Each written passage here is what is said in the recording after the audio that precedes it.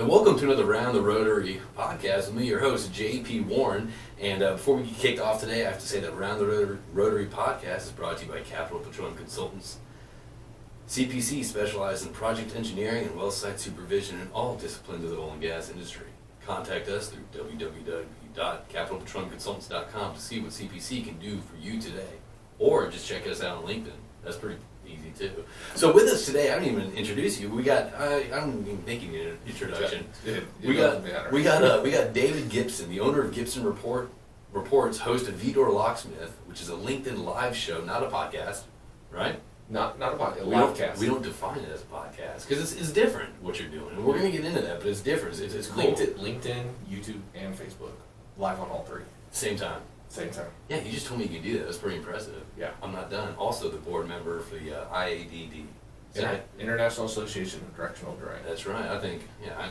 We all know that, of course. So you drove in today, man. Yeah. Coming from Austin. Yeah. Or Austin area. So Wimberley, Texas. Look out in the Texas Hill Country. So it's funny. I guess both of us have been kind of following each other on LinkedIn, looking at each other, supporting each other. Listening. You're doing an absolutely amazing job. Oh, no, and don't let anybody else tell you different. No. What you're doing, you're setting this up. You're getting the interviews done. You're putting the content out. I have nothing but the utmost respect for what you've been able to do, and you keep interviewing all my clients. So I have to pay attention and watch them. Like, wow, what are they saying? What are they doing? No, so that's kind of one of the things. So we kind of just tagged up on LinkedIn, and I guess you shot me a message or said that you were coming to Houston or something like that. Yeah. And I was like, let's just meet, and then we kind of developed let's do a podcast. Why not? What else? I mean, why would we not meet and do a podcast? Yeah, exactly. Yeah. I mean, we're just going to sit around and talk. We might as well record it and let everybody else listen to our conversation. But that's the thing, though. We don't have really anything set to discuss. But I do actually. Talking to you. I can interview you if you want me to. Let's not do that. We're here to discuss about you because I think you have a very. Nobody watches my show for me, so it's time for me to interview you. You went from I'm not prepped for that. So you kind of went. Obviously, if you want to start us off, you can go in your background a little bit. I kind of want to talk about the current project you've been doing since, 2018? Yeah. Gibson Reports. Yeah, Gibson Reports. And then the Vidor Locksmith. Let's talk about that. Quick background, if you've listened to any of the other podcasts that I've been on, I've talked about it before, but I worked at UPS for 6.5 years throughout college, so I paid my way through school. And for anybody that's listening, if you're in school or you're thinking about going back to school, UPS is an amazing place to work. They reimburse you for school. Oh, really? Yeah, so it's absolutely phenomenal place to work. So I worked my way through there. What were you doing at UPS? So I started out as a package handler. Okay. Right? So everybody thinks of UPS and they think of the drivers and the short brown shorts and brown truck and stuff like that. It looks good. It does, but there's a million more people that are in the facilities working and moving packages and stuff. So I was part of the group that we called ourselves the underpaid slaves. Okay.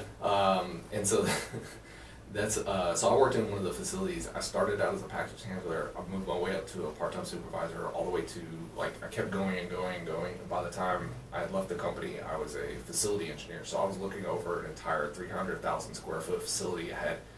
Where at? Where is this at? This was in Mesquite, Texas. Okay.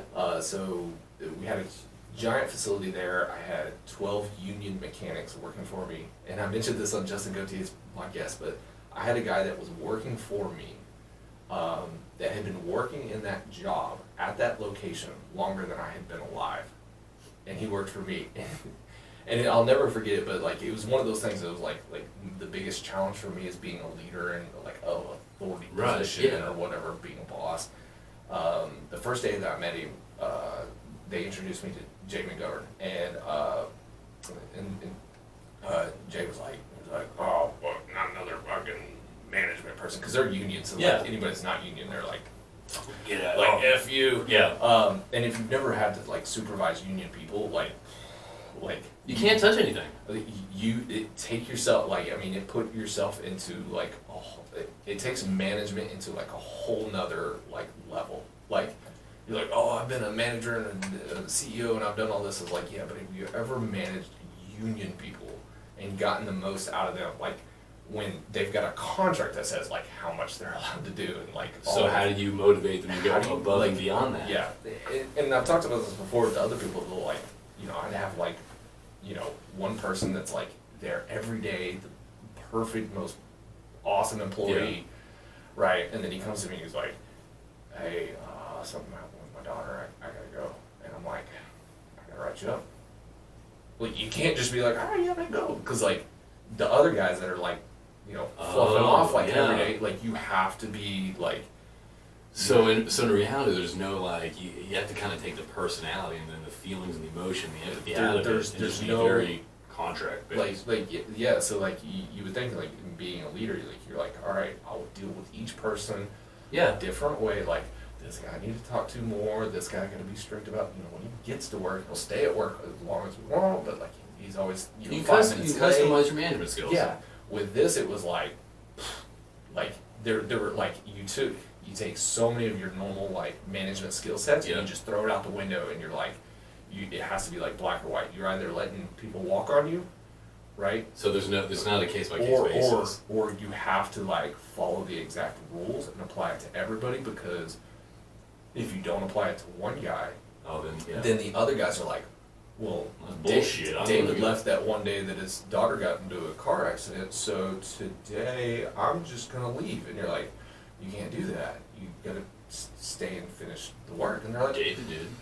no, David left for whatever his personal reason was, so I think I'm gonna leave too. And you're like, you can't do that. I'm gonna write you up. And you're like, well, you didn't write up David, so yeah, I think everybody in the crew is gonna take a 1 day, a half day or whatever for whatever their personal reason is.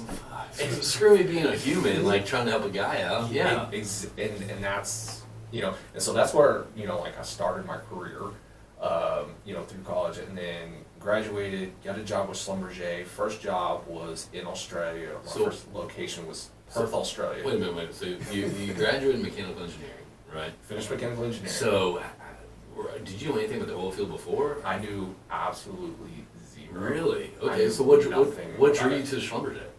So it was a great story. At the time, I was nearing the end of my career at UPS, because like UPS wasn't going to promote me. They were in a hiring freeze at the time, or whatever. Mainly because gas prices and oil prices were too high, and you know it was putting a crunch on. So what year was this? So this was 2007. Okay. Oh yeah. And so I was like, all right, if you guys aren't gonna do anything with me, I'm gonna put my resume. So I put my resume on Career Builder, right? Back when, So that was there was Monster, Career Builder, yes, like Hot Jobs. I remember all those. Yeah. And so I put my resume out there, and I was one of those like super diligent people. It was like I responded to every single email that I got, spam or not. Like I was responding to be able to push the conversation forward. Okay. There was one email I didn't respond to, and in the subject line, and I still have this email to this day, it said, would you like to make more than 6 figures in less than 3 years? Yes. And that was like the one email that I was like, this is... Here's my bank account, I'd love to do this. It was the one email I didn't respond to, and I was like, this is BS. And so I was like, I moved on from it. And little did I know, and so it was a recruiting agency for Schlumberger. And so then, like, I remember I was sitting there at the computer lab. Wait, the recruiting agency for Schlumberger sent you this spam, clickbait, bullshit subject line, and that's who Schlumberger. Okay, yes. All right. Okay, 2007 was a different time. Yeah. Which is funny because like I plan on making a video of like hiring in 2014 versus now. Like we're gonna do like a videos of it. Anyways, so then I'm sitting there at the computer lab, and I get a phone call from this guy, and he's like, "Hey," he's like, "did you get my email?" And I was like, "What email?" You know, and I was like, "I've responded to everything, and this guy's name doesn't sound familiar." And he's like, "It said blah blah blah," and I was like, "Oh yeah, I remember this one." And he's like, "Tell me about yourself, David." He's like, "You know, what's not on your resume?" And I was like, "I play flag football with my friends, and I ride my motorcycle." He's like, "Awesome." He's like, "Do you like video games?" And I'm like, I don't really play video games. I'm like, I don't even own a console or anything like that. He was like, excellent. You're going to be perfect for this job. And I was like, what is this job? Time out. How do video games have anything to do? I still don't know. I guess it was like, he was just looking for, it was like, are you a homebody, or are you just like you just like to sit there and play video, you like to get outside, which is completely crazy because I ended up being MWD handed. I'm like, playing video games might have been a prerequisite for being a good field aide at the time. Because I was like, or watching movies, MWD movie watching dude. So I was like, in retrospect, I'm kind of like, maybe he didn't really know what questions to be asking because. Well, I'm not going to knock video games right now. I had a appendix surgery, and the guy that was actually, the doctor that was actually performing the microscopic, whatever you want to call it, surgery, interesting story, his brother actually worked at Noble Drilling, and I worked with his brother. I don't even know who he was, but anyway, so we started talking, and the reason why he's so good at those types of games and controllers is because he was an Xbox, at the time, Xbox 360 gamer. And that's how he, and apparently, I may be incorrect here, so sorry if I don't fact check me, but apparently there's some, like, I think some newer tanks or something, for the military that actually have, like, resemble, like, Xbox or PlayStation controllers. Yeah, I'm telling you, 2014 versus, or 2007 versus now, so anyway, that's my fun fact. The skill set that's coming up. So that's my fun fact, not a gamer, yeah. So that, I got the phone call from them, and they were like, "Hey, come out for this interview." Went out and did the interview process. Then they're like, "Hey, do a second interview." What was this for? It's just for like general job. So you had no idea whatsoever. I still didn't understand what the different oil field roles were. Yeah. And they were like, go to our website and you can look at all the different services we offer. And you go look at it and you're like, I could probably still, like today, I could probably still go to Schlumberger's website and look at their services and still not know half of the stuff. You're right. And be like, yeah, I get that. Okay, sure. I don't know what that means. I was like, I know what area or category that might be in, but like, that's not my thing. So, at that point in time, it would be like I understood drilling. Like, I understood that people drilled oil wells. Yeah. So, like, the drilling segment, I was like, okay, I think I know what that is. I've seen a drilling rig before, yeah. Yeah, that kind of thing. And it's like, I didn't have a background. This wasn't, like, what my primary focus was, or, like, I just wanted a job. Right. That was it. Right. So, like I said, when they do it, or at least then, when they would do it, they would just bring in a whole bunch of people the night before the interviews, because they all put us in a hotel the night. So the night before they put us in the hotel, they give like a kind of like a Schlumberger brainwash. Okay. Right?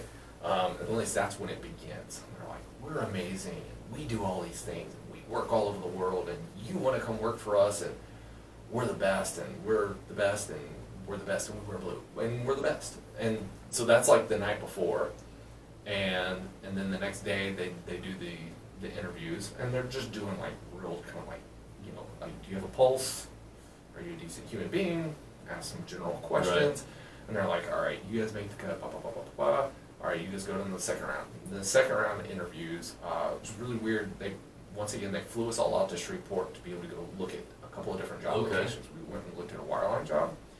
And we went and looked at what I believe was like a completions or a flowback or something. Like, I still don't. Okay. Still don't know. I still don't know what was happening. And I don't want to ask. I was like, I understand what the wireline was. I was like, it's like once the rig moves off location, I don't know what happens. Yeah. I really don't care, but like I don't know what happens after that. I still don't. And so we were there doing something else, and I was like, this does not seem interesting to me. Right. And I was like, definitely not wireline. I was like, those guys are just sitting there. I was like, the whole time, just staring at the computer. I was like, no, not doing that. So they take you out to those locations. They bring you back. They put you in like, we're in like a large room or whatever at the hotel. Okay. And so they set up the table in like a U-shaped format, and they have everybody in there, and then they do the interview. Like, you're interviewing not only to Schlumberger people, but you're also interviewing like in front of your class, in front of everybody it's else. Like Hunger Games, dude. Yeah. And so it was really weird because they were like, like somebody could, they'd ask you a question, and then like if you were struggling or something, sometimes like other people would like jump in and start saying something, and I'm like I always sat there and I was like, this is not my interview. It's not my time to talk. And so then I get up there to be able to So people would do kind of like, try to be like teacher's pet or be like a lifeline and like chime in, like, well, actually, they know the answer. So we had one guy that was like chiming in on everybody, and it was one of those guys that was like, yeah, he's just sitting in the teacher's seat. Oh yeah. And so of course I get up there and he starts saying stuff, and I'm like, hold on. I was like, this is my interview. This is my time. I would respectfully ask you to please be quiet. And he was like, oh, you know, he's like, he's just like, what? Somebody told me no. And so, like, you know, I do my interview, then they give us a little piece of paper, and like all the old Schlumberger people are gonna know this, like they give you a stack of papers, and it's like a map of the US. Okay. And one will say like wireline on it, and it'll have like all the locations that they're looking for people for, right? So it says like, it says the Marcellus, it says Eagle Ford, it says Houston, it says New Mexico, it says Wyoming. Okay. And then on the next one it says drilling, and then it says the Oklahoma, Houston, Eagle Ford, Permian. And you go to the next one, it says completions, the next one says whatever. It's like all the different services that they're hiring for and all the different locations. That's kind of cool though, I think. And so they were like, you know, so it would say, it gave you two different lists. It gave you a list that said, what service do you want to work? Yeah. And then it was like, what location do you want to work? And then put them in your top 6 on both. And so I was like, the top 6 locations, I remember I put Australia, Nigeria, and these were not on the map. Like, these were, like, I was just, like, because I looked up, like, where the most rigs were internationally, and I was like, this is an international company, I want to work internationally. And so I was like, Australia, Nigeria, Brazil, I was like, Ecuador, and like, Argentina, and like, I'm just writing all of these, like, random places down. And then, like, on the service line side of it, I was like, my number 1 was integrated project management. I was like, IPM, I was like, oh, that gets to deal with like everything. I was like, I want to do that one, and then drilling, and then I left the rest of them blank because I didn't want to do any of the other ones. And so the guy got that, like, I went and turned it in, and he was like, these weren't on the list. I was like, I know, but that's what I want to do. And he was like, okay.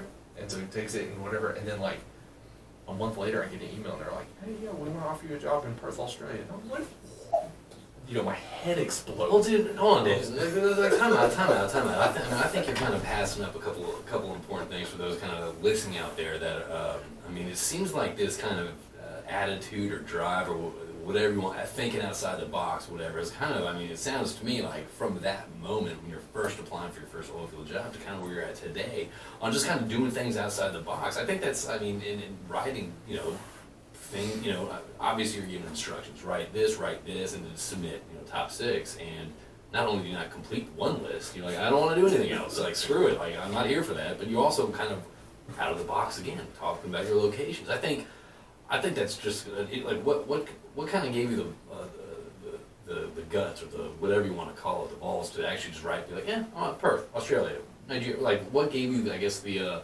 let's do this, like, well, let's write some, I mean, I don't know if it was like what compelled me to have kind of that ballsy moment, but it was like, I knew that amongst all the other people that I was interviewing with, like, I was doing a substantially better job. Okay. You know, I would practice my interview skills like 2 weeks leading up to an interview. Okay. You know, like, I had a notebook that I had Googled, like, all of, and this is like, you know, 2007 or whatever, I had Googled like every interview question that I possibly could find. Yeah. And I answered all of them probably like 5 or 6 times, and went back through, and it was like, kind of sort of so like I wouldn't say I had rehearsed, but like I was ready for any question that might pop up. You're prepared, so you wouldn't be thrown off. And chances are you weren't Googling, either you were Yahooing or Asking Jeeves. Something you're like, asking Jeeves. Or yeah, it's probably most likely Yahoo. And so I'm going through, and like, you know, I was preparing for interviews, and I was researching any and every company that like I went in for an interview for. Like, you know, like, there's articles online, it's like the top 10 things to do before an interview. Right. I would read those and go, okay, let's do those things. Like, let's not just think about it, but like get super prepared. So that led me to being a little bit more confident when I went into the interviews. Okay. And so then when the interviews take place, I'm like, man, I was like, these other guys are terrible. Right. I was like, I'm interviewing a lot of other engineers, and engineers have that kind of, you know, mindset. They're smarter than everybody else. Like, I'm technically proficient. I'm like, if I build it, they'll buy it. You know, a lot of the things I've learned throughout my career, but I've always kind of had the personality that's like it takes a little bit more than just being technically right. You have to be able to also, you know, be able to communicate. Communications, build relationships within the company also. Yeah. And so I just saw that. I was like, if these are the people that they're hiring, I was like, I am by far the best candidate in this room. All right. I'm like, hands down.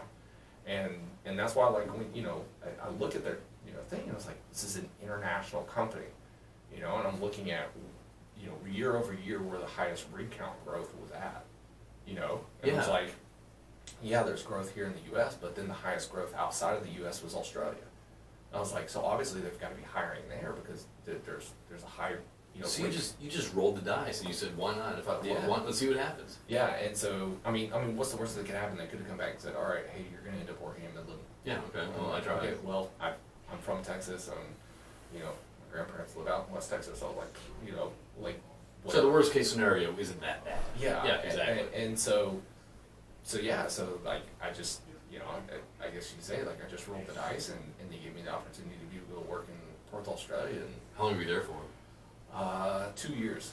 Okay. So Alright. it was fun. I got to work offshore. I got to work with a lot of like high dollar equipment. Yeah. Stuff that's like still really only run offshore. That's not used in U.S. land. Offshore that's where I broke out. It's a different environment. U.S. land, Gulf of Mexico, those two are different, and then like international and international offshore. It's like those are like the 4 different like flavors. Yeah, tiers, categories, whatever you want to call it. Of categories of like oil and gas, and it helped me out so much to be able to see, what takes place in an international setting, and then coming back to the U.S. land and working there. And Did you fall in love with the oil and gas industry when you first got in, or is it just something that kind of grew, I guess, over time? It definitely kind of grew over Yeah. time. Because initially I was like, initially I was like, man, this is so much fun. I'm getting to live all over the world. I'm getting to see places Yeah. and go do all kinds of things. Like, that part of it I absolutely love.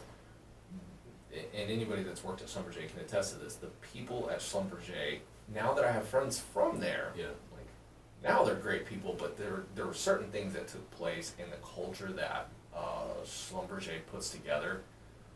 They've got many, many, many, many, many flaws that I believe they still haven't fixed yet. And they'll probably never fix, right? They've got their bottom line to figure out, but there were just certain issues at that point in time where it was like, you're a number, you're a robot, you work every single day, and if you don't, then we're gonna get rid of you. Irreplaceable. Or we're just gonna give you 10 times more work, and we're gonna give you 10 times more stress. And so I was always the outspoken one. I was like, they'd be having like a morning meeting or something, and I'd be like, we're not robots! Oh, so you were kind of going a little against the grain there, Yeah. huh? Yeah, so, they didn't like, hearing that, and, I was a soldier. yeah, I was Yeah. not the ideal employee. I'm still not an ideal employee, but even then I was just like, you forgot to pick up the robots on your way to work today. There's humans here. So you're in Perth, Australia. So you're at Schlumberger, and then you come back to the States. Yeah. Okay. Well, I came back to the States because I got laid off in 2009 during Okay. recession and everything else. So I got laid off. I came back to the U.S. and I was here for like a month, and then I took 6 months off and Okay. went and spent 6 months in Guatemala to learn Spanish. Okay. All right. All right. So I just went there to learn Spanish. Did you have any idea? You're like, screw it. I'm just gonna go. I need to like learn I that. had done in Texas high school or whatever, you're supposed to take 2 So, years yeah, of foreign language. And I was like, oh yeah, I know some Spanish. And then I got there and I was like, I don't know any Spanish. So you did that. Okay. So I did that, and then I came back to U.S. I always say U.S. land. I came back to the U.S. So oil field. Yeah. I came back to the U.S. And then tried to start my own business for a year. That failed miserably. What were you trying to start? A lot of different things, just nonsense. Have you always kind of been wired this way to kind of, first off, not fit against the grain, which is, it's not a bad thing not to fit against the grain, but not only that, but to kind of, again, bet on yourself and take chances? Yes, like, I always look back to that year in 2010 where I was like, I tried starting my own business or whatever, and it's like, I always say, I had no business starting my own business. Like, I thought I had everything figured out, and I didn't. I was just completely naive to so many different things, and especially like how the oil field worked. Okay. And What could have prepped you beforehand to, I guess, be ready for that? Not having worked in U.S. land would have helped, as opposed to like internationally offshore. Yeah, for where I 2 was like, years. yeah, Yeah. doing 2 years of that, and I was like, oh, okay, this is how all jobs go. I gotta figure it out. Everybody runs rotary steerable and neutron density and resistivity and sonic and all these other high-end tools, and you get Right. to the U.S. land, they're like, I've never even heard of those, and I'm like, oh, it's so different, you know. So yeah, I tried starting my own business, Okay. and I was trying to make it like like iPhones had just come out, so I was trying to make an app for getting rig information on your phone, like a WITS feed Yeah. on your phone. Yeah. So at the time, even Payson hadn't come out with one. Weatherford had a company called Vizian. They didn't have Okay. it. Nobody had one yet, and so like that's what I was trying to do, is I was trying to create that, and I was trying to beat everybody else to the punch and be able to get it out before everybody else. What happened? And Because I mean, back then, I mean, that's a great idea. it was a phenomenal idea, but my problem is like I didn't understand business, and I didn't understand ethics. I didn't understand non-disclosure agreements. I didn't understand like, kind of like the legal side. I didn't understand like the ethics part of it. Like I didn't understand that like people would have such bad ethics. That, like I paid a programmer like a ton of money, and it like I never got a single line of code ever delivered to me ever. Oh, shit. Okay. And so, All right. Okay. yeah, and so there was like just mistake after mistake after mistake, but it was like learning lesson. So finally, I wouldn't say I gave up on the idea, but I was like, I need to go back to the field. I need to, like, that's what I know. Let me see if I can go get a job. So then, I do the normal thing. I wake up at 8 a.m. I knock off at 5 p.m. From 8 to 5, I'm applying for jobs. I applied for like every single oil field job there was on RigZone, Indeed, any website. And this is pre-LinkedIn days too, where LinkedIn, I guess, wasn't utilized how it is today. That's where I started my LinkedIn stuff. Like Okay. I actually started getting on LinkedIn at that time in 2010, and started seeing if that could help me either grow the business or to be able to meet somebody, something like that. And then that led me into like I had applied for all the jobs that there were, and then I got to the point where like I couldn't find any more jobs to apply for, so I just started looking up oil field terms. Yeah. And just like going to their websites, and like if they have a contact us form or a phone number, I just start calling them up, cold calling them, cold email. Okay. And I'm like, hey, I did 2 years in Southern Virginia, Australia, and I'm looking for a job. And the guy's like, can you go sell drill bits right now? Do you know anybody that's willing to buy drill bits? And I was like, no. And he's like, well, if you can, you get a job. And I was like, okay. And then I'm like trying to find, it's like, who buys drill bits? Drill bit purchasers. Yeah. Yeah. And so finally I ended up finding the company and getting on with them as an MWD field hand. Okay. That led me to another company where I was I ended up being an MWD manager. So I went from Boardview, went to Childress, then I went to Tercel for like a month, then I went to Premier Directional Drilling, from Premier over to Newtek MWD Services as their Chief Technology Officer, and then all the way up to Lodestar International as their Vice President of Drilling Solutions. And that was before you kind of broke off and did your own thing. Yeah, so the VP at Lodestar was my last job working for somebody else. Okay. Have you always wanted to work for yourself? I mean, obviously, if you're trying to do this in 2010, I mean, it sounds like kind of you've always. So I've always had ideas that I've tried to execute on the side, and I've always tried to like kind of like supplement my income. A great quote is, "My ideas are worth nothing. My execution of those ideas are worth something." Yeah. That was your quote. Yeah. Yeah. So I've always had stuff that like I've been trying to like work on or trying to like hustle on the side Right. and be able to do, because I'm like this will work. This will work. I got it. But then you get into oil field, and there's a quote, I can't remember who said it, but they're like there's two things in life. The two most addictive things in life are a steady paycheck and heroin. I can see that. Yeah. Right. And so Not the heroin part. yeah. And so you get into this thing where, in the oil field, especially pre-2014, you can be making really good money, more money than you probably ever anticipated, whether you graduated college or not, and then it becomes very difficult to be able to make that transition from being an employee to being an entrepreneur.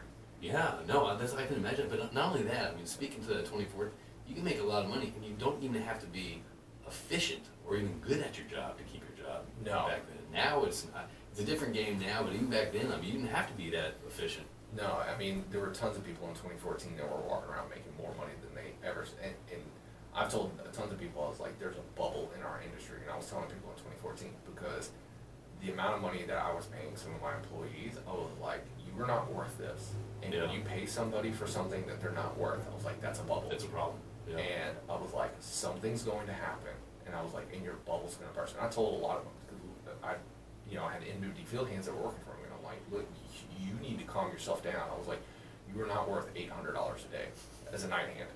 Oh yeah, somebody's gonna pay me that. I was like, look, you go get that while you can, but something's gonna happen, and you're not gonna be able to get that anymore. Yeah. I was like, you are not worth that much Don't money. set your standard limit that high. I was like, there are higher level educated people, there are higher level experienced people, there are people that with more drive. They could come into this industry, take your job for less money than that. Yeah. I was like, you are setting yourself up for a bad situation.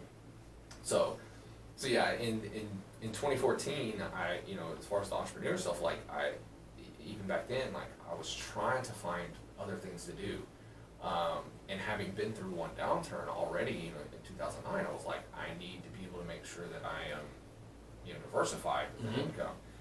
And, couldn't really ever get anything off the ground. It was really difficult,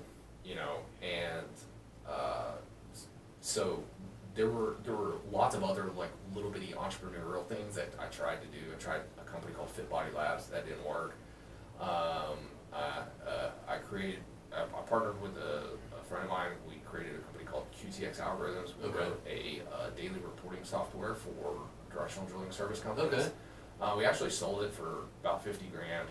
And I mean, like, it was something that we wrote in like a week or two. But that's exciting, though. I mean, I think that's probably the drive of the entrepreneurial spirit, is like actually doing that. Whether it's bringing something to fruition, but also selling it. Like that's what drives the spirit. It was funny because like we sold it, and then the company that we sold it to, when they let me go, because they ended up letting me go from that company because they took over full ownership of it, and it never went where I had envisioned it going, and they never did with it what they were supposed to. They let somebody else kind of like take over the project.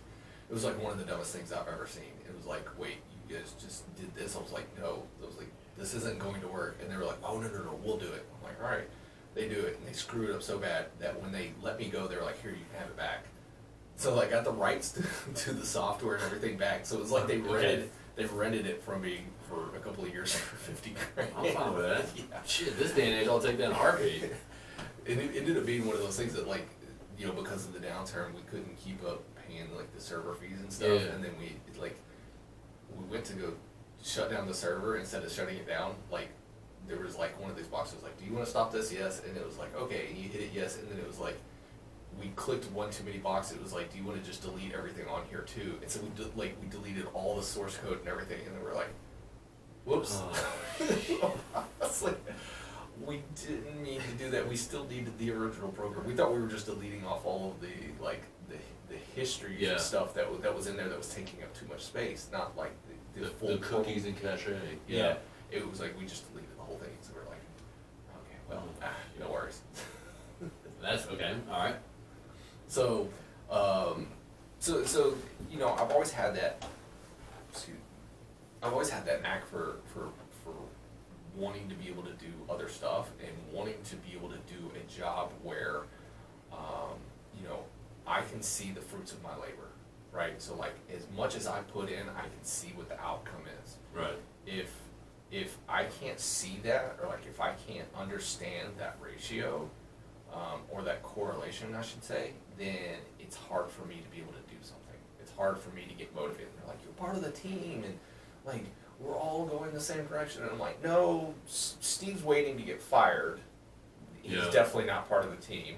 That guy over there is definitely getting money under the table, and those people over there show up late to work every day. I'm like, I'm over here busting my butt doing all these things. You're kind of, I guess, you're tired of comparing yourself to the rest of the group, and you don't want to have any, I guess, chains or anything holding you back, and you want to bet on yourself. Yeah, I've told people, I don't know, countless numbers of times, like, give me enough rope to either hang myself or to climb the mountain. Right. Let me, just give me enough latitude. You believe in me just enough. You trust me with all these other things here in the company. Give me a little bit more latitude to be able to, you know, kind of express myself in what we can do with, whether it be marketing or who we're gonna hire or the technology that we're going to try out and stuff. And those kinds of things, you know, is what really pushed me towards, you know, having my own company. Yeah. And starting my own thing and enjoying it and being, you know, what I would consider to be successful at it, right? I don't make a ton of money. Well, right? how did you go back out on the limb through all these, again, I'm part of the term, but through all these failed efforts to, I guess, get your own company, and finally you're like, you know what, I'm going to do it again. I mean, speak to that. I mean, obviously it's a lot of learning experience, a lot of failures, learn about ethics and learn about not deleting the entire source code. Source code. But I mean, through all these like trial and errors, I mean, you still had the gumption and the motivation to kind of branch off and do your own thing again. I mean, so this kind of gets into the start of Gibson Report. So to get the company started, or what happened is I was working at Lodestar, right, and we were repping some products during the downturn for a company who, you know, had a distribution agent before, but they kind of backed out and they were like, look, we need to go back to our primary focus. We're not going to do this. And so they came to me and they were like, hey David, could you sell this? And essentially the product was to be sold to directional drilling and MWD companies. So I was like, yeah, I was like, that's my area. You know, it's kind of my did you do wheelhouse. sales before? I'd never really done sales before, Okay. right? And so I was like, yeah, let me do this. And so during the downturn, it was really, really hard to be able to figure out who was busy and who wasn't. Mm-hmm. And one of the problems that I kept running into is I would ask somebody, they're like, oh yeah, we're on 20 rigs. And I'm like, 20 rigs? I'm like, that's 5% market share right now. I was like, you're on that many rigs? I didn't think you guys were that big. And then, you know, I'm like, okay. And then you look out back and you're like, wait, all their equipment is here. Somebody's lying to me. And so I honestly got to the point where I got tired of people lying to me. And so I was like, okay, how can I figure out who's got how much work? And it just kind of clicked with me one day. And I was like, I could go to the Texas Railroad Commission and look up, like, who's done what and who they've done it for, because it's there on their website. Like, right. It's public data. You have right. to turn it in. So I go to the website, and there's, you know, multiple ways to be able to look at all the data that's in there. And I don't want to say too much because I don't want to give away my secret sauce here. But I started just like compiling all the data and putting it all into a spreadsheet. So I spent like a full 40-hour work week doing nothing but pulling all of this data from January 1st to October 6th of 2016. All right. Right? And so I pulled that one data set, right? And now I've got how much work each one of the service companies has done in that time period. And I'm able to rank everybody, how much work they've done, right? So I've got, you know, I believe at that time it was probably like Lean, Crescent, Scientific, Schlumberger. What did you think you were doing with this information? Were you So- just trying to find out who was full of shit, who wasn't? I mean, Yeah, what's, I yeah. mean, this is a lot of work. So the company that told me that they were on 20 rigs Yeah. would like had turned in like probably 15,000 feet worth of work so far that year. All And so I right. was like, okay, 15,000 feet, you know, typical wells, you know, like 20,000 feet. So I was like, they've done less than like the average one Right. job, right? Yeah. If you're just doing laterals, I was like, oh, so you've done like 1.5. Yeah. Or something. Or maybe at that point in time, like you've done 2. We shouldn't sit in 5 rigs. Yeah. Yeah. So I was like, okay. And so with that, then I was able to go, okay, now I know who's at the top of my pecking list. Like, okay, this is the number one company I have to go after, right? Because they've got the most, they've done the most work. They have shown how much work that they've done so far this year. And then I can qualitatively like look and say, okay, they've done 10 times more than number 10. So there should be 10 times the amount of opportunity here. They should be consuming things at 10 times faster rate than this company is. So if this company is willing to buy 2, this company should be able to buy 20. And so then I was able to put together a marketing forecast for myself to be able to say, if I can sell Okay. this to this company, then I should be able to put like my total market size, if I can sell to every single one of the companies at the rate that they're consuming tools, not purchasing new ones, but at the rate that they're consuming tools because of failures or loss in hole Right, or whatever. right. I was like, and so then I was able to come up and then go to my boss and be like, this is what I think I can do over the next 6, 9, 10 months maybe. So your original idea was just kind of get a tool for you to use So you can actually start targeting and approaching the right people. Yes, Okay. 100%. Okay, cool. And so I took that, and then from there, I went to like an IADD event, Okay. and like I was speaking on one of the panels. It was an MWD forum event, and I was able to like I looked at some of the data, and I was like, like 20. I think at that point in time, 28% of all the footage drilled in the state of Texas was done by the Big Four. So 72% was being done by independent Right. other companies. And so that number really struck me as odd. And so at one of the events, I kind of tossed that number out there, and like, obviously all the, Big Four people are like, well, those numbers are false. And I'm like, no, these numbers are accurate. Now I wouldn't say there's so much as accurate because we've got so much better at slicing the data and stuff. Yeah.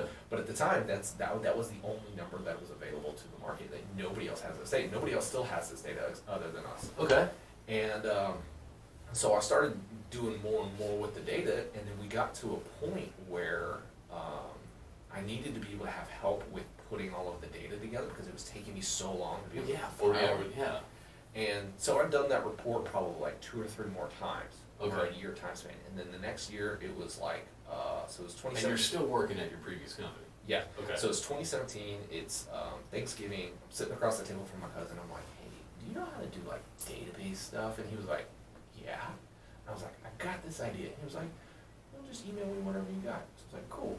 And I had already structured the email because I had sent it off to like multiple other people prior. And I had actually sent this to Drilling Info. Or I don't know if I sent the email to them, but I had told them exactly how to do what I'm doing right now as a company. And they're just like, oh, don't talk to us. We're special, right? That's exactly how they treated me. I was like, look, this is a product I will pay for. I'm already doing it myself. If you guys would just do it, I would give you money. Yeah. I told the sales rep at Drilling Info this, and he was like, yeah, like we already have all the data. And I was like, no, you don't have this. This is what I'm looking for. But don't you want to know this? And I'm like, no, this is the data that I'm looking for. And they're like, yeah, but that's not important data here. Why don't you look at this rig count number? Dude. And I'm like, okay, you guys just don't get it. You know what? I mean, speaking of sales, don't tell the customer what they want. Yeah. Listen what they want. Yeah. And that was, it was 100%. So like, if anybody from Drilling Info ever like listens to this or contacts me, I'll be like, look, I told you guys how to do this a long time ago. You wouldn't be buying my company for millions of dollars had you actually paid attention at the very beginning. So anyways, so I had already structured the email, so then I sent it off to my cousin. And then like a week later, he emails me back and he's like, hey, here's the URL, I automated everything. It's only gonna take like 30 seconds now. So 40 hours worth of work now takes 30 seconds. And I was like, holy shit, you gave me like 8 weeks worth of work here to do. So then like from November till about March, we were working kind of back and forth, getting everything ready to go. And then we got to the point where like, it was a commercially viable product. So when did you realize from like, okay, well I need this tool to actually target, the customers that I want to and all that stuff, to actually suddenly realize like, holy shit, we're kind of sitting on something pretty valuable right now for the industry. Like, so as we kept developing it, like I hadn't told my boss that we kept developing it. Yeah. But then I went to him one day and I was like, look, here's what I've done. I've been doing this on the side, at home.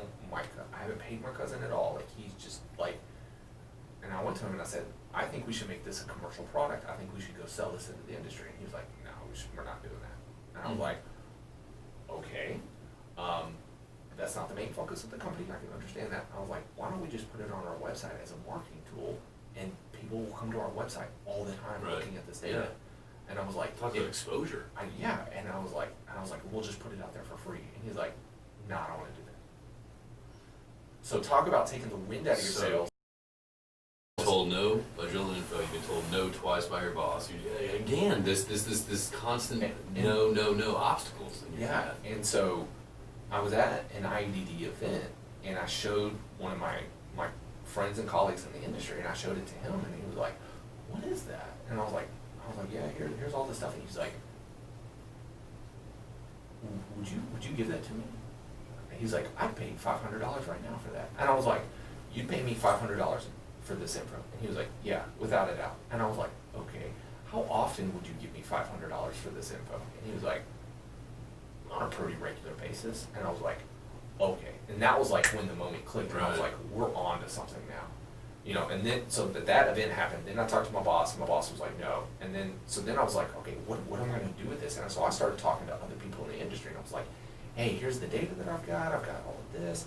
And I got some people saying, like, that's dumb, don't do that.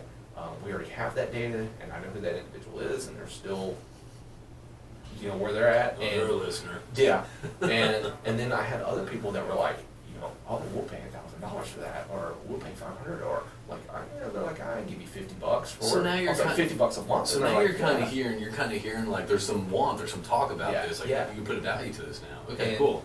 So then, the final event was I was at an IADD event, and Schlumberger got up and was like spouting off a whole bunch of stuff, and then I stood up and was like, look, the four of you represent only a minority stake in the industry. And so I started spitting off all the numbers because I've been looking through the data constantly. Yeah. And then I spit off a couple of other things, and like, there's a couple of people in the room, and they're like, Yeah. where is this coming from? Yeah. And so I had a guy approach me afterwards. Like, and how he- does this guy know this? Yeah, and so I had somebody approach me afterwards, and they were like, tell me more about this data thing. And so I gave him like a quick rundown, and he was like, you need to make that a company. And I was like, I don't know how this is going to be a company. I was like, a full-blown company? I was like, maybe like a side hustle? It makes Yeah, like, you know, like yeah. $50 a month or like $200 a month or Some something. mailbox money, yeah. Yeah, some mailbox money. He's like, no, you really need to push into it. And I was like, okay. A month later, I get laid off. So wait, time out, back up. So this person that kind of stoked your fire and kind of motivated you. Was it just a buddy of yours? Was it a mentor? Was it just a family member? I had never met him before. Yeah, And we were actually, I just texted him this past week, and we've stayed in contact ever since then. that's really cool. But like, yeah, we had never met before, and he just like came up to me and he was like, look, you're on to something. He was like, you need to follow this through. And It's I was amazing like, how one conversation just kind of, Oh, that's the fire. that day is like, I mean, it was the day that I also met my girlfriend. It was the day that like, you know, I had that conversation with him, and like, I mean, a lot of stuff happened all in that Don't one you day. love days like Yeah, that where yeah. just things align, I mean, then a month later, then I'm being let go from the company. I was which working. is a blessing in disguise. Yeah, and so I get let go, and you know, I was like, all right, I was like, I gotta go full force into this. You know, I'm in the middle of a divorce. I've lost my job. So after you got let go, is this one of those things where you were thinking in your mind? Because here's the deal right now. When we're recording this, obviously the oil industry's in a shitstorm, dumpster fire, whatever you want to call Yeah. it. And there's probably a lot of people right now that are either, number one, maybe on that verge of being let go, once or twice, or maybe they're actually out there. And so, forgetting where I was going with this, but I mean, when you got let go, was it one of those things where it's like, okay, now's the time to start? Or were you like, okay, well, I need to find another job, and then I'm just go circle back to this I mean, before. I was interviewing for a job at that point in time. Okay. I didn't get that job. Yeah. And that was like a week later after I got let go. So there was like a week where I was like, I'm all right. Okay. I was like, I'm kind of starting the business, but at the same time, like, I'm like, I was starting the business because I was like, I think this will really work. And so I started putting in some effort. I wasn't like full steam into it because I was still thinking, I was like, oh, I'm gonna land this other job. Yeah. It's gonna make good money. And So, you know, so was it also full throttle? It wasn't full throttle. And then I got the call that I didn't get the job. Yep. And then it was like, okay, take like an hour to be able to like cry and be Yeah. like, oh, I didn't get the job, and my life's gonna I'm end. rejected.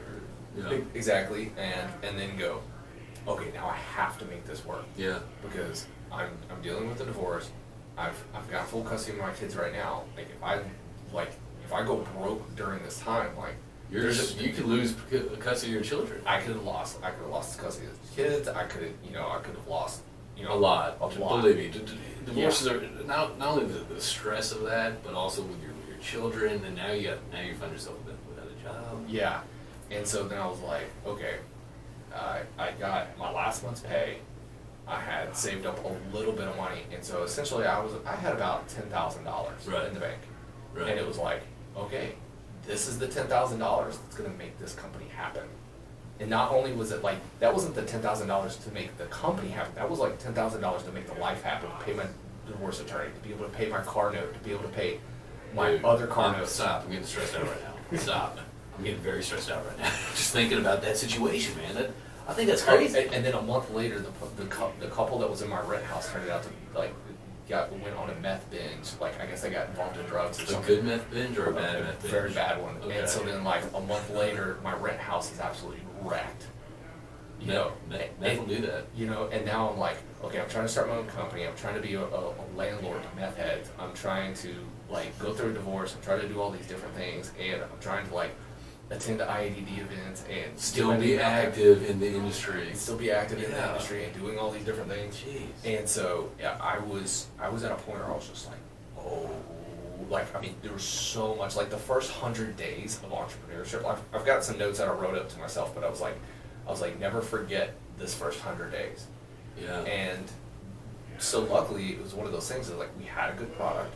I had belief that it would work, and I was able to land my first client after 31 days of, like, from the day I got laid off till then. It was like 31 days. So remember the first 100 days. What did you learn? Was it how to handle stress? Was it how to launch a product? Was it how to deal with? I mean, what would you learn? Priority and time management were really big things. So, like, I had written up on my wall, it was like, does this task make the company money? Okay. Right? Or is what you're doing make the company money? And that was written up on the wall.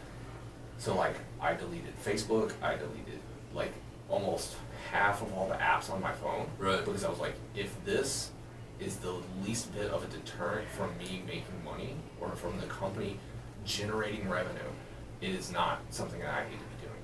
That's a good way to look. Okay. And the other part of it was like I had to go as fast as possible.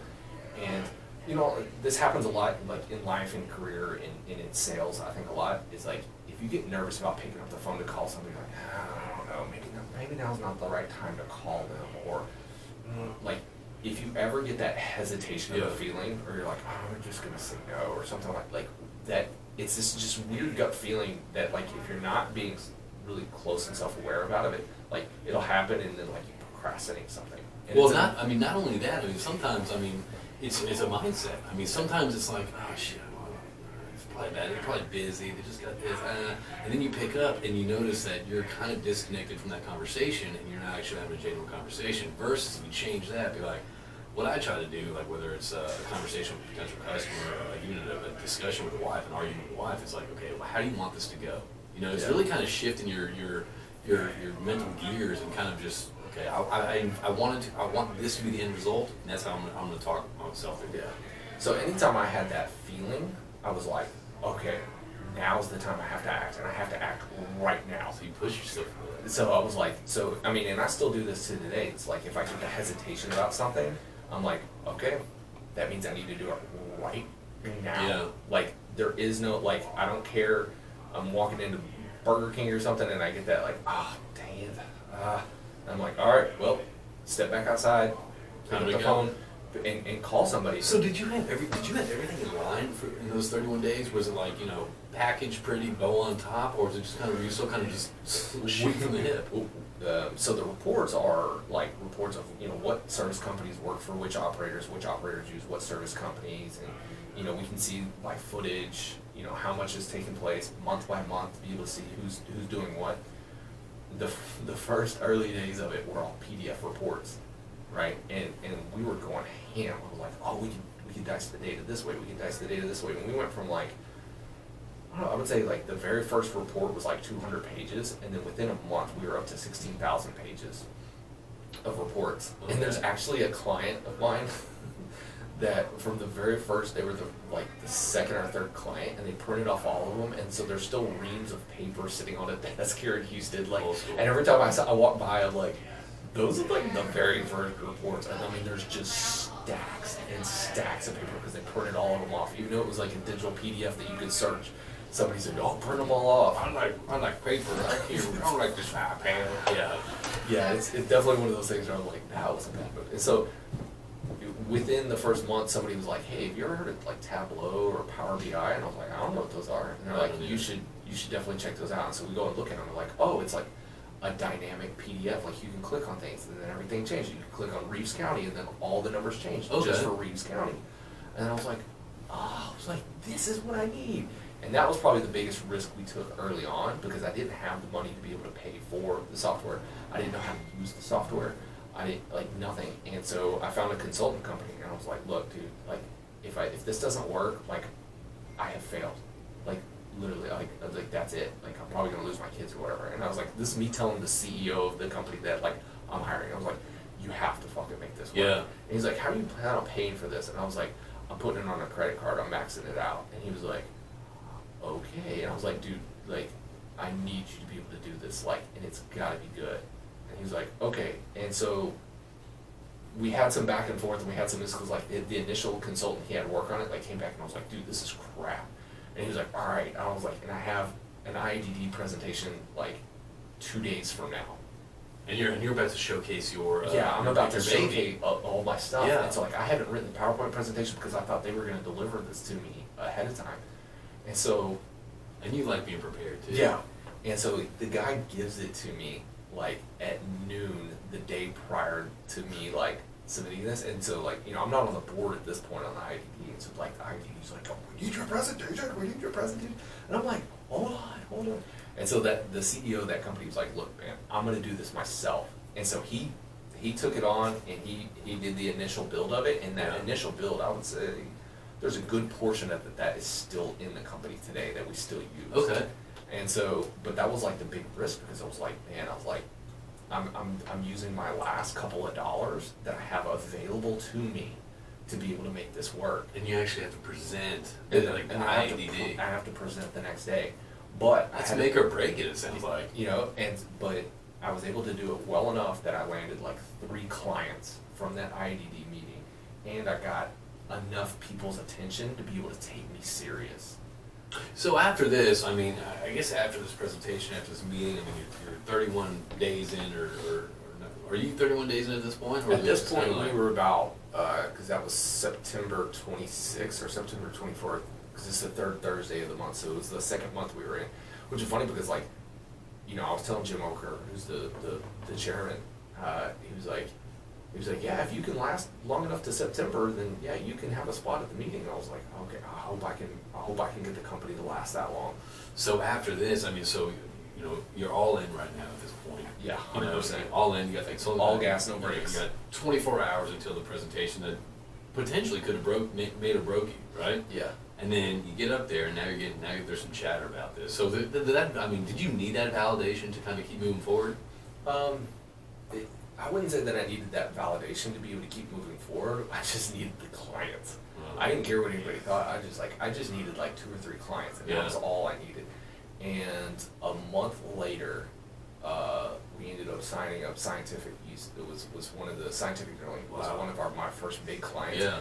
And they were like, yeah, we'll pay for the first 6 months up front. And I was like, thank God. So you are literally seeing the fruits of your labor at this point. Oh yeah. And then, are you 100%. loving this? Are you still a little bit nervous?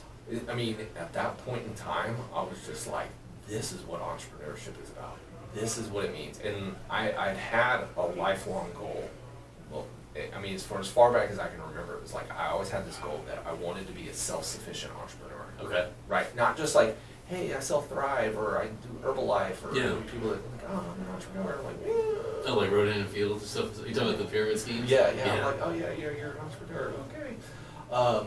It's like, yeah, your husband makes like, $2 million a year, so now you're an entrepreneur. Yeah, you're selling wine through your Facebook friends. Yeah. I got enough of that. Yeah, exactly. So I always wanted to be a self-sufficient entrepreneur, where like the income that I was making, my lifestyle was dependent upon the company that I had created. And like about 3 months in, I remember I was driving with my girlfriend in the car. We were coming back from dinner, and I was like, I have never been so close to failure. And she was like, you know what? You've also never been so close to being succeeding. And it was like that moment, everything changed, because like I was still doing everything in fear. Yeah. And then she said that to me, and I was like, you're right. I've never been this close to like succeeding in this position. And then it was like after that, it was just like it was off to the races. I mean, we grew so fast. I mean, we're to the point now where 65% of all the footage drilled in the state of Texas is done by my clients. God, that is impressive. You know, and it's not like somebody was like, oh, so you've only got 65% market share. No, I have 100% market share, right? Because Yeah. nobody else has the rest. The Yeah. rest of it is companies that are not going to purchase this project because they're too small, right? It's like there's nobody else that I'm competing with. Absolutely, yeah. Like my competition, just like Netflix, they'll say, you know, our biggest competitors sleep and we're winning the battle. So for me, my biggest competitor is internal budgets. I don't have another company that's selling against Right. me, right? And so for me, like, you know, we grew the company. You know, by the time we hit November, we probably had 3 or 4 clients, and then by February we had 15. And So I think it's so interesting the fact that you wanted to do this back in 2010. You're trying to come up with ideas. You're trying to come up with this, trying to come up with that, and this kind of what you're kind of what you invented, your company you created was kind of something. It was a tool for you. yeah, it was 100% And for you me. didn't even know it had more value than that versus just something that you need to know. The next thing you know, it kind of gets out. It's interesting how it's like, even like the simplest ideas that are beneficial to you. I mean, it potentially could have drastic impact, just what we're seeing right now. Well, it's funny because when we got started, and I told my cousin, I was like, you know, I think we could start selling this, and he was like, oh, okay, sure. And I was like, you know, if we start making money, like, how much money do you want to get paid for what you're doing? Because like, I don't know how much programmers get paid. I do now. Right. But I was like, how much money do you need? And he's like, well, I mean, how much money is it gonna make? And I was like, I'm not sure. He's like, As you heard. he was like, well, you know, like, I guess if like I could get a couple $100 a year, that'd be fine. And I was like, okay, well, they're talking about paying like $500 a month for this. And he's like, who? And he was like, I was like, you know, like one of my friends that's in the industry. He's like, oh, your friend? He's like, that doesn't sound like a good like sales. He's way outside of That's our industry. Sales, yeah. And he's like, that doesn't really sound like a good idea. He's like, how about this? He was like, if I could just make the payment on my minivan, right? He's got a couple kids, and he's like, if I could just make the payment on the minivan, he was like, I would be extremely happy. And then, you know, now we look back on this and like we joke around about that all the time because like he's paid off. Like, Yeah. like we give ourselves our bonus at the end of the year. Or this year is at the beginning of the year, and he like paid off the entire minivan. He's I got was a new like, AstroStar. Yeah, he's got a new AstroStar sitting in the driveway. it was like, I was like, yeah. So I was like, we've done pretty well here. And he's like, yeah. He was like, I never really anticipated this. And he's like, this is definitely interesting. That's such a great experience to have, though, and so you got this, and it's starting to be successful. People are starting to kind of chime in. You're starting to get a little bit of cloud. People are chiming in, and you're still kind of evolving. I mean, let's kind of segue into kind of like in 2018 when you started this company. Now you're doing these live what do we call them? Live shows? Live cast. Live casts. I mean, and what made you think about doing that? And I mean, how did it come about? So, you know, when I started the business, I knew, I was like, okay, you gotta have a logo, you gotta do all these things. And it was even funny, like when we started the company, like I had a logo for it, but it was Gibson Report, not Gibson Reports. Because I thought about it and I got somebody to draw something up, but then like we hadn't started the company yet. And then I was like, what are we gonna call this company? What are we gonna do? And I was like, I've already got this logo. And so the initial stuff that all went on LinkedIn, like Yeah. I stretched it out far enough to where you couldn't see where the S what should have been. So you couldn't even see that.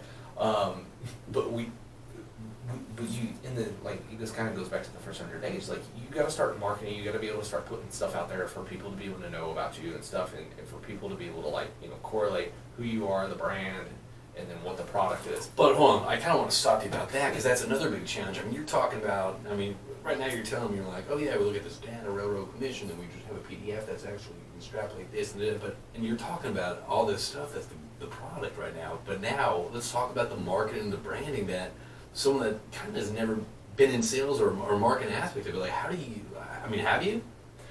Not really. I mean, Like I've done stuff with other companies. Like a lot of the other companies I used to work for, I had a lot of really good ideas, or at least I thought were good ideas, Right. of ways to be able to market the company. And a lot of things that I wanted to do or try got shot down. And so on my side hustle projects is where I experimented doing different things Okay. to be able to get people's attention. So I worked with like a motorcycle racing company on the side, doing live feeds for them and, Yeah. and doing running their Facebook page so I could get free track days and things like that. And so I did a lot of that stuff. It's just I never got to do it specifically for my company. And I've always had all these like kind of outside the box crazy ideas, like printing off gold drill bits. But dude, that's what we were talking about before. I mean, the shit you're telling me is like it's so like, I mean, you're coming up with stuff that's out of the box, off the wall, like unique individual ideas and the way you market and positioning. I mean, people are like, oh, marketing did it, but it's really kind of, I mean, you come up with some really great ideas that differentiate you personally in your company from most things out there. So, and that's the way I look at marketing. Like, if you're going to do marketing, you are trying to get people's attention. Yeah. Marketing is all about when it's time to be able to make the purchase, that you are in that top 3, top 4, right? Once you're in that top 3, top 4, that's when the salesperson comes in, right? It's the salesperson's job to be able to, like, if they get the call or if they've got the opportunity to be able to go in there, solve the problem that needs to be solved, right? Right. Provide the solution, right? Make the change. That can go my whole sales thing. But for marketing, it's about keeping you in that top 3 to 4. right. If you're on that short list, then the marketing has done their job. Sales is about getting the deal closed, but I want people to be able to know who I am, so that if the opportunity presents itself, that I'm in that conversation when they're in the boardroom. And you've kind of, I mean, marketing sucks in the oil field. Let's be honest. I mean, for the longest time, it's been the most cut and dry. Here's this paper. Here's this new shot, and polished up. Downhole spiral. A lot of it is just people saying like, "Oh, we don't need a market. People know who we are. People know who we are. It's word of mouth. It's word of mouth. But I've been in this industry for 10 years, 15 years. I know everybody." And that fails because like every year you've got new people coming in, and the industry. This is the one of I would say this is like the one and only industry where you can go from being a college graduate or like somebody very low ranking like a roughneck, Yeah. right, to where 4 or 5 years later you're a director, you're Yeah. a VP, you're an owner of a successful company. Like, Oh yeah. in that short time period, and we've all seen people that are like got really accelerated careers. If you're in the automotive industry, that does not happen, right? No. You don't. The space industry, that doesn't happen. Finance, it doesn't happen. You don't go from just being like a low-level working employee to VP level status. Right. Now, yeah, there's other industries where you start your own company, you become an entrepreneur, and all of a sudden you're the CEO of a successful company within 5 years. Yes, that happens, but you don't do it as an employee. Right. Within other industries. Within this industry, you can, because there's so many new startups, there's so many opportunities, at least there was, for people to be able to do that. And so I think there's a lot of people that just take for granted, that accelerated pace, and they think, oh, I've made it, now I'm up to here, I know everybody, I don't need to do any more. And they don't see that, there's a whole line of people that are coming into the industry that if you're not marketing to them, then all of a sudden they become that VP status within 5 years, and you've taken that 4 years off, and now you're trying to talk to them. It's like, no, whoever's been talking to them for the past 4 years, Yeah. right? Well, Yeah. Whatever directional company that they knew when they were roughnecking out on the rig, that might be the one that gets the choice, right? Yeah. Because the MWD hands were nice to them. They're like, well, I remember how these guys treated me, and they did a really good job when we were out there. Like, that's the thing, and I said this before, like, I've got a friend, Artie Morrison, that says, like, oil field services is the only industry that can be this bad at marketing and still profitable. Yeah. Yeah. And so much of that has changed over the last, like, 6 or 7 I months. just don't want to talk about it now. Like, it has completely changed. So, like, all of the old school, I shouldn't say they're old school, but, like, the tried and true techniques of being able to meet with clients and be able to go face to face and do all of that stuff, it's not available. Not doing It's starting to open back up, but now, instead of having just a hammer in your toolbox, now you need to have a hammer, you need to have a screwdriver, you need to have a crescent wrench, or you gotta have multiple different tools. You gotta be able to, you gotta be able to really kind of think outside of the box. And even I'm an outside of the box kind of thinker. Before the show, like, one of my favorite things used to be like sending faxes. Yeah. Right? And that was because, like, if you send a fax, it was like you put confidential on the top of it, it's going directly to that person's desk. It's gonna get some talk about it too. Yeah. But now you can't do that. No. Like, even that idea doesn't work right now. Right? There's a whole bunch of other ideas that I've had that, like, they don't work right now. So now you've got to be able to think. It's like, okay, how do I get attention onto my product, and how do I vie for somebody's time when they are in back-to-back Teams meetings, back-to-back. And not only that, they're scrolling through LinkedIn, where that's kind of, it's a huge hub right now. LinkedIn is the place for oil and gas to be. So Right. if you do not have an oil and gas, or if you're in oil and gas and you don't have a presence on LinkedIn, you are failing yourself and you're failing your company. Yeah. Like, and what's really sad is I hate to see that, like, you know, some of these people that are operator companies, and, you know, these are people that have been there 20, 25 years, and all of a sudden they're being let go, and they're like, oh, I'm going to start a consulting agency. Yeah. You know, I'm going to be a... That's what we're dealing with over here. Yeah, it's like, I'm going to be a consultant drilling engineer. Well, you just spent the last 20 years not going to meetings. Yeah, not meeting people. Not meeting with people other than who your vendors are. Yeah. Not branching out and meeting more drilling engineers, or not branching out and building a brand for yourself or for people to know who you are, so that now when you are, quote unquote, unemployed, or when you start your own company, that there's something to work with there. Yeah, you have a network. You know, that there's a network there. And so it's one of those things that, like, you know, if you're in a job right now and you're afraid that you might be getting let go or something, like, start building up that network. Start building up knowing other people in other positions in other companies that either you can do work for, or that you could do work for, that you could provide a service to them. Because there's a lot, and I don't know, most people don't realize this, but there's a lot of work out there to be had, right? But it's little bitty pieces. Yeah. Okay. Right? Maybe it's not like, oh, I need a marketing director and we're going to pay him $120,000 a year. There's still a need for marketing because they got rid of their entire marketing department. And that's the thing, man. I've seen it since March or February.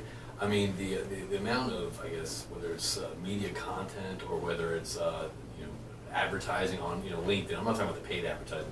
Yeah, that's a complete waste. Don't spend your money on the that. different companies they're marketing. I mean, you're seeing some. I mean, first off, you're seeing a lot more. I feel like these days, and you're seeing a lot more stuff to speak to like the younger generation. You're not getting these boring like pictures of this downhole tool and then like a report on this. You're getting more of stuff that's more visually pleasing, and you get more memes. You're getting weird stuff out there, but it's working and it's speaking to like the younger generation of oil field. I feel like, and I think it's whenever people kind of now's the time to take a chance on marketing outside the box or trying something. I mean, if you do that, what's the risk? I mean, So you put a funny meme out there. It's Yeah. like who doesn't like memes? no. I mean, I think that's like meeting somebody who's like, I don't like to laugh. I'm horrible at humor. Yeah, no, I get that. Like I can understand, like, oh, you don't know how to tell a joke, but like everybody likes to laugh. But the thing is, though, don't put no bad quality memes out there because that's just not going to be funny. That's another thing that'll work. I'm not saying memes are the way to go. I'm using that like as an example. It's like, but you are seeing this huge like surge in online presence, and you're right. Like people aren't going to shops or not, but people are getting more comfortable behind their computer. And people are getting more comfortable behind their computer. People are getting more comfortable with getting their information from their phone for the oil and gas industry. I think people have been used to it for, their Facebook or looking at cars or getting on Instagram and looking at guns or trophy hunts and stuff like that. Now, instead of for oil and gas and going to events or paying a whole bunch of money for a booth and doing all of those kinds of things, now's the opportunity where they're like, oh, I want to see what's going on, I want to hear what's taking place, and LinkedIn is definitely one of the hubs to be able to start seeing that information. And the way that people are doing it now, like they're doing more of the video digital content. We're seeing a lot of pre-recorded 2-minute clips of people saying, "Hey, here's my message." Nicholas Williams did ones with he does his Friday freebies. His Friday freebies, which are absolutely amazing because he does not talk about work on those at all. It's very personal stories that he shares or personal, and they're all great. And like so he did the I think last Friday talked about autism awareness for this month, right? Or Down syndrome. I can't remember. Down syndrome. And if you watch that video, like, and you see the way that he, like, you can tell, like, almost at the beginning of the video, it's like almost like he was getting himself ready. It was almost like he'd already been kind of teared up, and then he was like, "Get yourself together," and then do the video. Well, it was personal. I mean, that's another thing that we got to talk about. But you see that in the video, and you're like, I can trust that guy. Yeah, absolutely. Like that is a human individual. That is somebody who is putting their, they're being transparent and they're being open and vulnerable. And it's like, I can do business with that guy. Yeah. Like, I would trust that individual. And so, like, it is not, he doesn't talk about his company. He doesn't talk about what he's selling. He doesn't talk about what his service is. No. But he has sold me on who he is and the fact that I can trust what he says. Even if he was at Leam, or even if he was at, Ozarka operating, whatever, like, it doesn't matter where he's at. Like, you're going to trust him because you know him as the individual. Yeah. Yeah. And then, that openness, allows me to be able to think, like, maybe even if I don't have a product to be able to purchase from him, or I've already selected a service company, I still believe I can pick up the phone and call him and be like, hey, look, man, I got a quick question for you about something. And he'd help you out. He'd help you out in a heartbeat. Sorry about That's probably him calling right now, saying thank you for bringing me I up. thought that shut that off. That was a podcast no-no. I mean, well, this is a podcast. It's not a live cast. Oh, if this was on the live cast, I would have been like, so here's the person that's calling me right now. Obviously, you don't watch my show because we're live right now. That's when you just call them out right now. That's when you call them out. So what's next? I mean, are you still like constantly like pushing yourself to like come up with like new ideas? I mean, the V-door locksmith. Let's talk about that. I mean, you got the Gibson report. And then you're doing this live. It's on several different platforms. So on Facebook, on YouTube, on LinkedIn. We broadcast live. Yeah. I was part of the first 50 people selected through LinkedIn to be able to broadcast live on their platform. Which is a big flex. I mean, that was huge for me. I mean, it's absolutely changed the course of the company and the course of my life by being able to do the show. And yeah, so the show's a lot of fun. I mean, we just like, I interview and I get presentations done by the people who I'm interested in. I mean, flat out. I mean, it's a pretty selfish show. Yeah.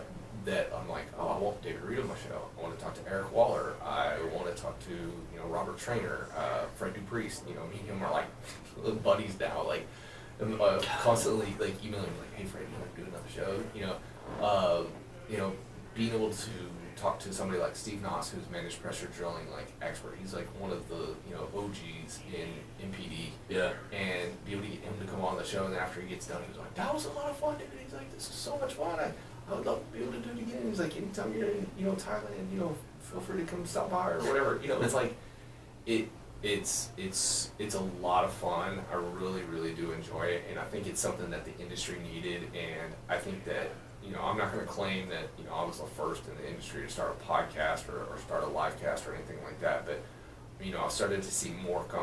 You're seeing a lot more. A lot more people being able to do this, and none of us are competing with each other. Right. I'm going to say that flat out. Anybody who thinks that they're competing in the podcast game is absolutely just full of themselves. They're doing it for the wrong reasons. Like, yeah, it's not a competition. What we're doing is, one, you should be doing it for fun, because you get to have some really, really cool conversations. And this is the thing too. I mean, you and I've never really talked before. This is the first time we're meeting. This is a huge benefit of it. I mean, it's definitely strange because, like, I'm listening to you in the car on the way over here and stuff, and then, it's like I've heard your voice in my ears a whole bunch, and then all of a sudden I meet you in person, and I'm like, now there's a mouth moving with the same noise that I've been hearing for a while. My wife wished my mouth would have moved that much because I talked to him. But anyway, I ain't interrupt apparently. So yeah, I mean, I've enjoyed doing the show so much. I mean, we went from having like an in-studio in the office. We had a studio in the office to where now with COVID, like, we tore it down and we're doing all the remote interviews and being able to get even more guests on there and being able to provide the industry with content that I think is relevant and that people need to know. I mean, this Friday we're dating the show now, but we'll have Ed Stockhausen coming and talking about the Stockhausen effect. And if you're in the MWD or directional drilling industry, like, if you don't know, like, you should know that, like, this guy's had an impact on what you do. Same with like Angus Jameson. Next week Fred Dupriest, and then later on we'll have Graham Metzel-Beaumont, who's doing his coming out party on my show. Like, he's ending his career with Chevron, and his very first post Chevron thing is going to be on my show. That's amazing. Yeah, I'm so excited. I mean, he's got like 50-something patents. He's done probably just as many SBE papers. He's an absolute a drill bit expert, and he's Guru. yeah, and he's calling me like 2 or 3 times a week. He's like, "Okay, David, I have this idea. Will this work for the show?" I'm like, "Yeah, like you can get on there and we can just wing it if you want to." He's like, "No. I gotta be prepared. I want to have." He's like, "Let me run through this for you real quick." And I'm like, "Man, I gotta finish making dinner." He's like, "Call me back as soon as you get done." I'm like, "All right." People, I mean, I get it though. People get nervous, you know. They don't want to misrepresent I themselves. mean, he's such an expert. I mean, he's such a diligent engineer that Yeah. he wants to make sure the show goes well. And he's like, "I've watched almost all the episodes," and I'm like, "Whoa, don't do that." I was like, "I don't even watch the episodes after they're done." I'll tell you what, I rarely listen to mine unless unless I do write a summary. Oh, God, the amount of times it's like, or it's like, oh my God, JP, that shit wasn't funny. Or you're just listening to your own voice and you're like, Oh, it's miserable. "Oh, stop! I can't listen." It's just like, But that's the thing. I mean, it's been fun. I mean, doing this podcast, like it's I don't what's the goal of it? I mean, there's no really goal besides number one, I want to talk to people. You know, number two, it's great to connect people. Number three, it's kind of fun. It's kind of fun sitting here, meet someone, shoot the shit, just kind of find out kind of what makes them tick and kind of interesting stuff about them. yeah. I mean, some of the conversations that I've had pre and post show, the stuff that doesn't get recorded, have been some of the most awe-inspiring conversations I've had with some of the guests that have been on there. Like, I mean, a lot of the stuff like I can't share, I can't say anything, and and as far as like in a business sense, like some of the information that I get, I'm like, ooh. Yeah, and then you can start using this blackmail to get the next job, right? I don't advise that. We're ethical here. I'm just kidding about that. Maybe another consulting job, but I mean that's like the 2 areas that I operate in now. It's like I either have public data and I'm sharing everybody's dirty laundry, or I operate in secrecy and I get told a whole bunch of really cool stuff that I can't share. And people call me and be like, "Hey, I heard this rumor," and I'm like, "Oh, really? Wow. What do you think about that then?" What would you kind of tell people right now? What would you tell people right now to kind of that have this, I guess, hesitation to kind of follow something that they maybe I mean, that's a thing though. I mean, speaking of your experience, you had no idea that this was going to be so valuable. You had no idea that's going to contribute so much and help people out. Be a marketable tool that's worth monetary value. Yeah. I guess people are maybe out there. I mean, even I can only speak for myself. Like, I'd be hesitant unless I know something for sure is going to work and it's going to sell. I need to be safe. I mean, what would you tell people that want to like take the plunge or follow something? I mean, try. I mean, So my big thing is live as broke as you possibly can. Okay. First off, right? If financial freedom is keeping you from being an entrepreneur, right, then becoming an entrepreneur is not going to give you financial freedom. okay, Right. all right. So if you can, because you need to be able to be as lean as possible. You need to be able to scale back and make sure that like you're able to keep the business and your livelihood both afloat, Okay. and not know 100% what your revenue is going to be, right? Right. So for me, when the company was getting started, like I didn't run out and go, "Oh, hey, we're going to use company money to buy a new car." There was no Right. company money to buy a new car. I had to make what I had work, and I still drive a POS with 2 different color doors on it. I mean, the car's 3 different colors, and I make that work because I mean that's the most important thing I think, is because if you're stealing money away from the company to be able to pay for things in your personal life, then the company can't grow. So if you've got your personal life kind of squared away, Yeah. then that's going to allow you the opportunity to be able to take the jump that you need to take. All right. Right. And, if you have faith in something, take that jump, but then when you take the jump, go 100% into whatever that one thing is. See, that's the thing, man. That's got to be such a nervous, scary, uncertain feeling to be like 100% in. Let's do this. Well, see, that's the thing. Like, if you've got your personal finances, like if you can live off of less than 50% of your personal income, right? Yeah. And I mean, if that means like you're like, "Oh, I really want to be an entrepreneur, but I really like this nice new car," it's like, get rid of the nice new car, get your payments, get all that sorted, get your debt paid off, get the other things sorted, get all of your things sorted, so that when you make the jump, the company can flounder for the first 3 or 4 months, because you've got 3 months worth of The run first money. 100 days, yeah. You've got your first 100 days, but then it's once you've made that jump, right? Once you've made and you've decided to be able to go that route, then you need to have 100% focus to that.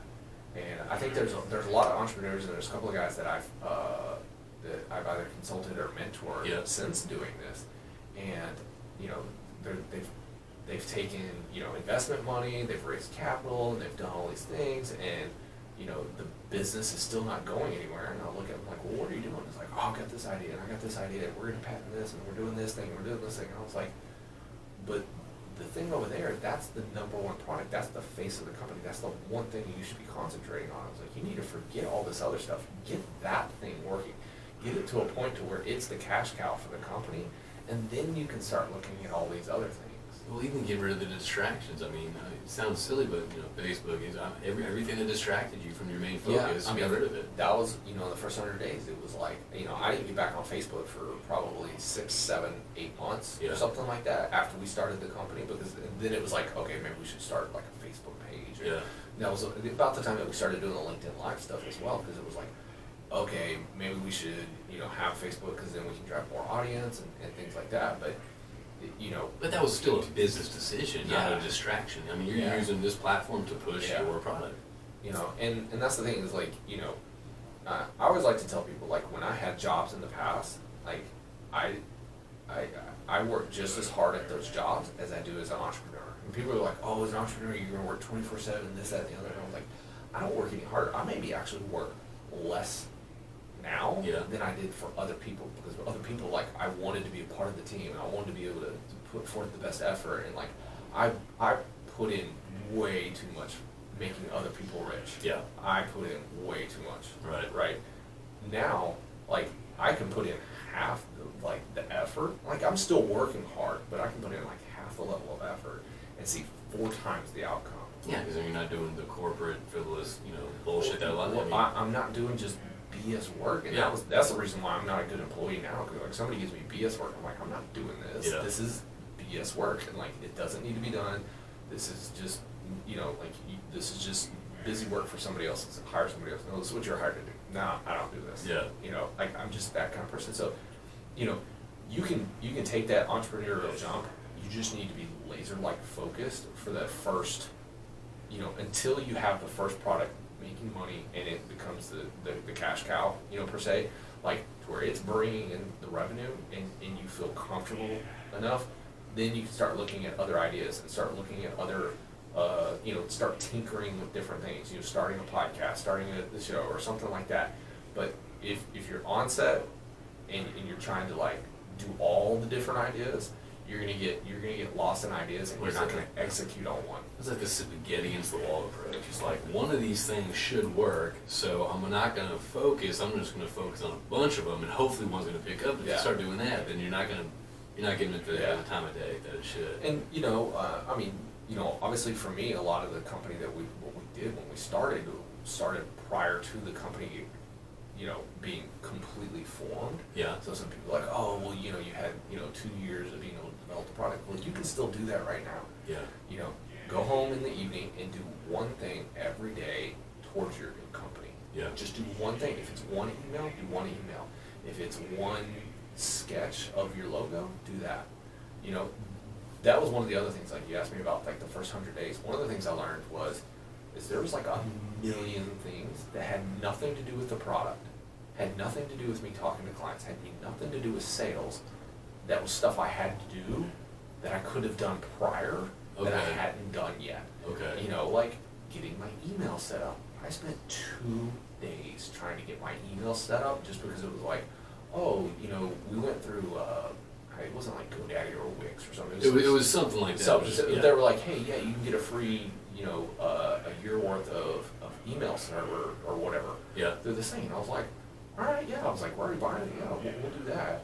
And then like I tried to open it up in Outlook, and it wouldn't update into Outlook. And I was like, we just launched, and now I'm not getting anything in Outlook. I have to go over here to this website. And I was like, this isn't what I want to use. No. I want to use outlook. Like this is what I'm We're a used to. business, yeah. Yeah, I was like, this is how I want to consume my emails, and I couldn't get it to work. And you know, like I said, 2 days of like support calls and talking to this person, so fine. Okay, I was like, you could have done that earlier.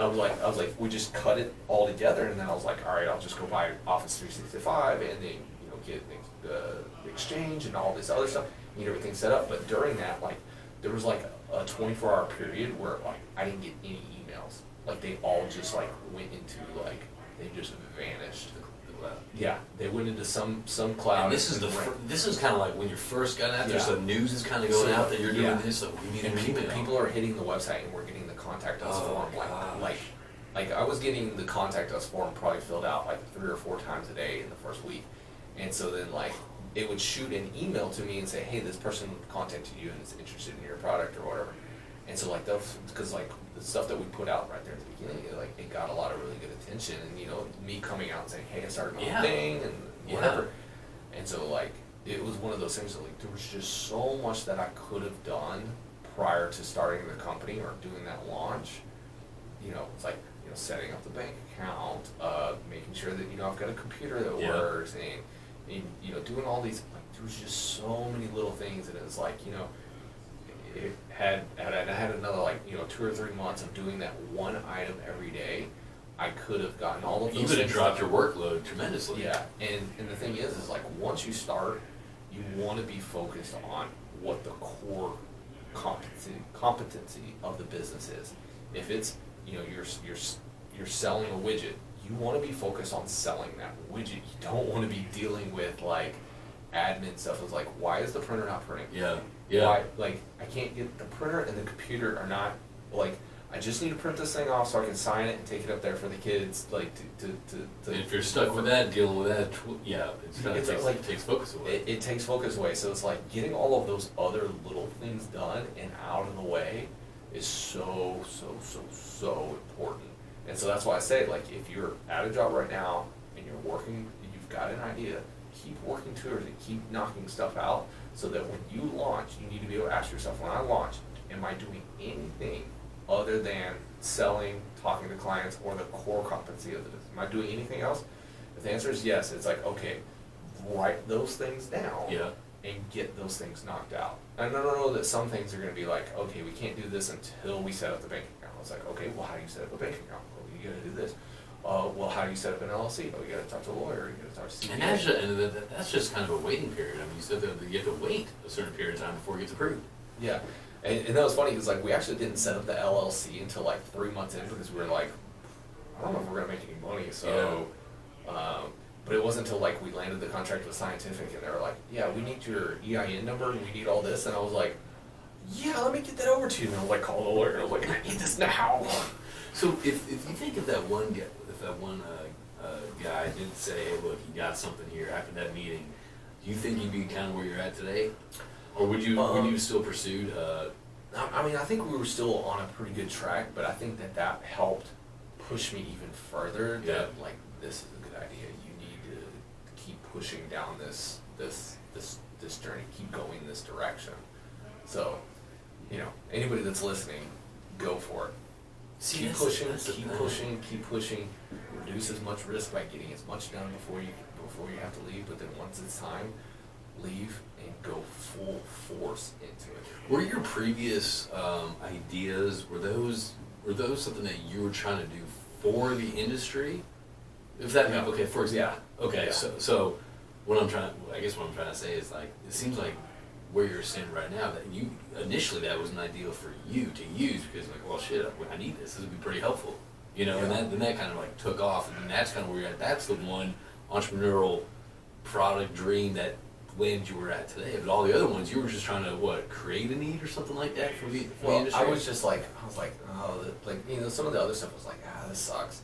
I was like, oh, I could do this. You know, like, Right. I'd like, oh, people don't understand new technology. I was like, oh, I could put this app on a phone. Yeah. You know, I mean, the company that we sold for $50,000, that was 100% something I needed. Okay. You know? Okay. But some of the other, you know, adventures or whatever or whatnot, you know, a lot of the other little complete Yeah. failure projects that I had, it was just like, oh, I have an idea, let's try this. Nah, it didn't work. Oh, let's try this. No, it didn't work. But see, that's the thing. I mean, people, that are, sitting there on the sidelines looking at, an entrepreneur or something that's made it successful. I mean, there's also a backstory to that. It's not like you're like, hey, I'm this brainy, out of the box guy, I'm gonna do this. No, there was a lot of failures, a lot of no's, a lot of rejections in your career path before you actually landed on something.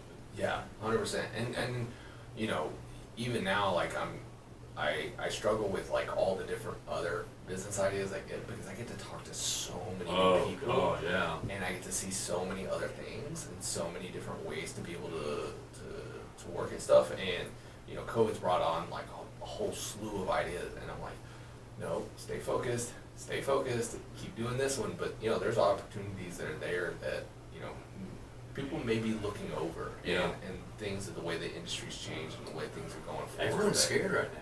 Everyone is I'm not saying everyone, but there's a lot of people that are afraid to take that leap just because the entire industry and the entire economy is it's uncertain right now. I mean, if you've got a job right now, I would keep plugging away at it, and Right. keep reducing your debt and your overhead. But at the same time, like if you've got the bug to make that jump, and you can go to your employer and say, hey, I'll take a buyout, and they're willing to give it to you. Yeah. Take it, and then take that leap of faith. I mean, Then focus. I don't see the economy getting much worse. Like, I don't see the industry getting much worse. I see us maybe slowly crawling out of this. It'll be a crawl. Even if we're flat for the next year, I'd be fine. Right.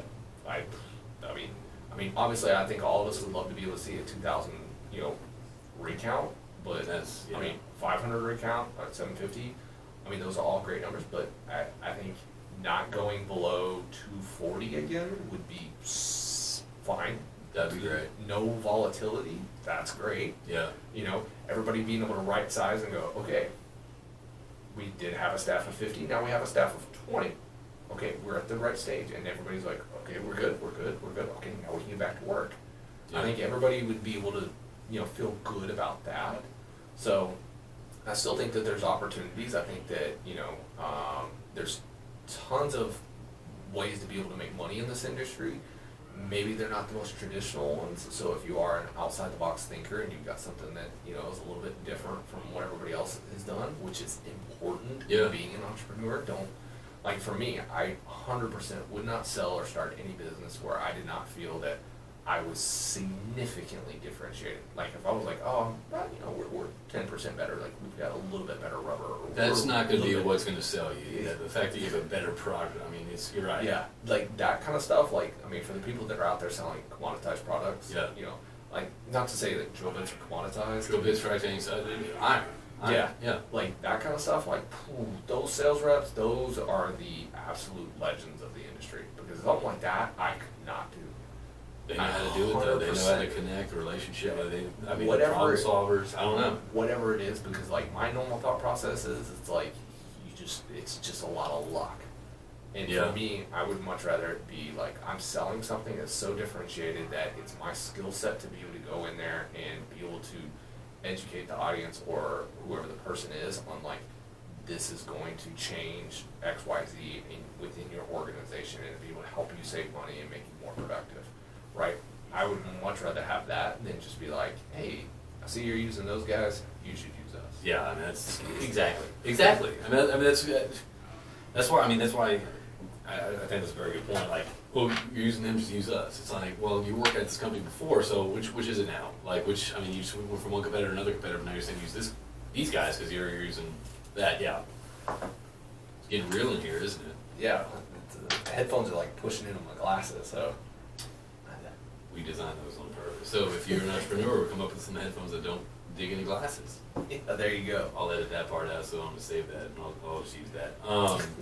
Have we covered? You want to cover anything else? No, man, I'm good. I think that we've covered most of it. We've covered enjoy, a lot, but- enjoy your gold drill bit. I'm gonna enjoy this gold drill bit. For those that you aren't watching, we got a nice little Gibson Reports drill bit, gold, that's gonna take place, and it's gonna be sitting here in the And that around the thing- Rotary studio. And that thing will cut. Like when I first printed them off, I'd sit there playing with my hand, and then like after a while, I've been playing with it so much, my palm was raw. That just means it's good quality then. That means it's real good quality. That's some plastic PLA right there. Well, everyone I It's want called to gold silk. gold silk. That's what the filament's called. I like that. I mean, see something like this. I mean, it's different. It's unique. I love it. So, if anyone wants to know, reach out to David Gibson or myself, you can reach us at roundtherotary@cap-petro.com, or just check them out and check out the Vidor Locksmith, the live. What do we call it? Live cast. The live cast show. You can find that on YouTube. You can find that on Facebook. You can find that on LinkedIn, and it's Fridays at 10 a.m. Central. Yep. So I don't know where you're listening to this, but it's I definitely say check it out. It's got some cool graphics, great conversation, great guests, great hosts, and all. It's a fun thing to listen to. So again, David Gibson, appreciate you coming on, man. No Good meeting you. Yeah. And I gotta do this one for you because that's what I do for everybody. So if you can, guys, link up with JP Warren on LinkedIn. He's putting out some absolutely amazing content, doing some great things in our industry. So you are listening to hold on. You are listening to Around the Rotary with JP Warren. Ditto for David Gibson. Check him out on LinkedIn, host of Vidor Locksmith. Check it out. Board member IEDD. Always great. Someone. Honestly, I'm enjoying this, man. I'm glad you did this, man. This was fun. So looking forward to having you on next time you're in the Houston area. Well, shit, I'll make a trip to Wimberley or Fredericksburg and have a glass of wine. We'll do a show there. We'll go eat some really good barbecue. I'm down with that. Order some German food. I mean, I love I that like stuff. to eat, so I'm down with that. Food, whatever it is. All right, next time we'll do this. It'll be a little road show food time. So anyway, man, I appreciate it, and we'll be talking to you soon. All right, thank you.